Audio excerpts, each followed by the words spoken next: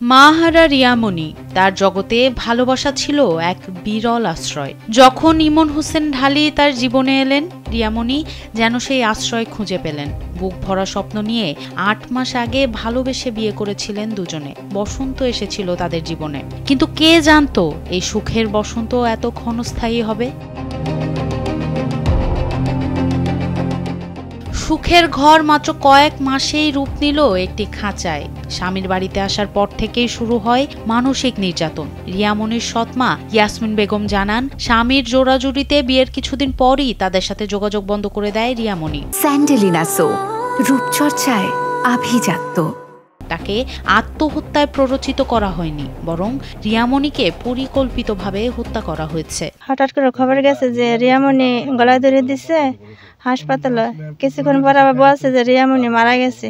বিয়ে হয়েছে 1 বছর হয় নাই, 8 মাসের মতন হইব। বিয়ার পরে মেয়ে নিয়ে এসছে ঢাকা থেকে দেশে জামাই নিয়ে এসছে জামাইয়ের বাড়িতে। ছেলের বাড়িতে আসলো, ছেলের বাড়িতে ছেলের বাপ মা আছে, ভাই বউ আছে।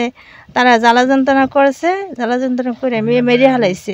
11ই নভেম্বর সকালে রিয়ামণির ভাসুর তার মামা রাশেদ মাহমুদকে ফোন করে জানান, রিয়া গলায় ফাঁস দেওয়ার চেষ্টা করেছে।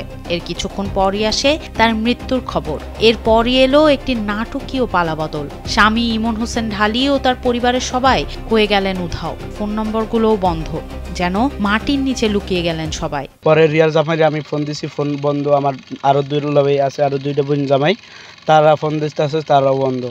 আবার হঠাৎ করে ওদের প্রতিটা সদস্যের ফোন নাম্বার অফ করে রাখছে আর কি।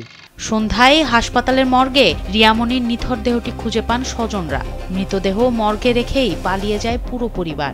সবচেয়ে মর্মান্তিক হলো, যার হাত ধরে ঘর ছেড়েছিলেন, মৃত্যুর পর সেই স্বামীও লাশটি মর্গে ফেলেই পালালেন। রিয়ামণির চাচি শাশুড়ি শাহিনুর বেগম জানান, সেই দিন নাকি রিয়ামণির শাশুড়ি ঢাকায় শ্বশুর কাজে এবং ননদ মাদ্রাসায় ছিলেন। তাহলে সবার অনুপস্থিতিতে হঠাৎ কি এমন হলো? এই প্রশ্নটি এখন সবচেয়ে বড় রহস্য। জান্নাত তো কাকিরে গিয়া দুয়ারটা মেলতে ক, আমি মাছ আনিয়া রান্ধুম। জানাতে গিয়া যত বলায় আর দুয়ার মেলে না। এরপরে এক গাই দৌড়েছে, দেখে ওনার লগে তুলে এবার যারা আমরা দরাদরি করিয়া আমার নন্দে আমি আর বউ আমরা দরাদরি করে নামাই হাসপাতালে তুলে নিয়েছি। পুলিশ প্রাথমিকভাবে ঘটনাটিকে আত্মহত্যা হিসেবে বিবেচনা করে একটি অপমৃত্যু মামলা দায়ের করেছে। তবে রিয়ামণির পরিবারের জোর দাবি এটি হত্যাকাণ্ড। মেহেন্দিগঞ্জ থানার অফিসার ইনচার্জ ফখরুল ইসলাম জানিয়েছেন, ময়নাতদন্তের রিপোর্ট হাতে এলেই পরবর্তী আইনি ব্যবস্থা নেওয়া হবে। ওনার সাথে রশি দিয়ে ওই গলায় আত্মহত্যা করছে।